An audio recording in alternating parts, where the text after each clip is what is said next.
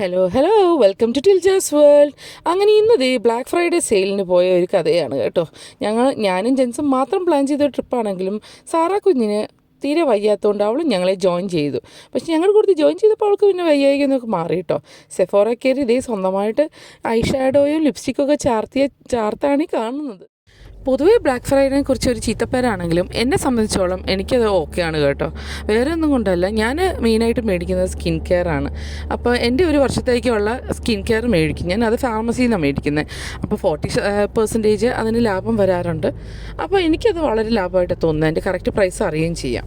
അല്ലാത്ത കാര്യങ്ങളിലൊക്കെ ആയിരിക്കും ചിലപ്പോൾ തട്ടിപ്പ് സംഭവിക്കുന്നത് കേട്ടോ. ഇത് ഞങ്ങൾ മെയിനായിട്ട് വരുന്നത് ഞങ്ങളുടെ ഗ്ലഡ് സെൻറ്ററും എന്ന് പറഞ്ഞ ഷോപ്പിംഗ് മോളിലാണ്. ഇതാണ് ഞങ്ങളുടെ ഷോപ്പിംഗ് തറവാട് കേട്ടോ. ഇവിടെ വന്നു കഴിഞ്ഞാൽ ഇതുപോലത്തെ കളിപ്പാട്ടത്തിലൊക്കെ കയറുന്ന ഈ ഒരു റൗണ്ട് ബോട്ട് കയറുന്നതൊക്കെ സാറയുടെ ഒരു ശീലങ്ങളാണ്. ഞങ്ങൾ രാവിലെ തന്നെ വന്നുകൊണ്ട് അധികം തിരക്കുണ്ടായിരുന്നില്ല. ആ തിരക്കൊക്കെ ഞങ്ങൾ ഒഴിവാക്കി അങ്ങാണ് വന്നത്. ഉച്ചയ്ക്ക് ഞങ്ങളുടെ എന്താ പറയുക, ഷോപ്പിംഗ് ടൂറെല്ലാം കഴിഞ്ഞ് ഭക്ഷണമെല്ലാം കഴിക്കാനായിട്ട് മിഗ്രോസ് റെസ്റ്റോറൻറ്റിൽ വന്നു. മിഗ്രോസ് റെസ്റ്റോറൻറ്റ് എനിക്ക് പേഴ്സണലി ഭയങ്കര ഇഷ്ടമാണ്. കാരണം എല്ലാവർക്കും ഇഷ്ടമുള്ളത് മേടിച്ച് കഴിക്കാനുള്ള ഒരു ഓപ്ഷൻ ഉണ്ട്.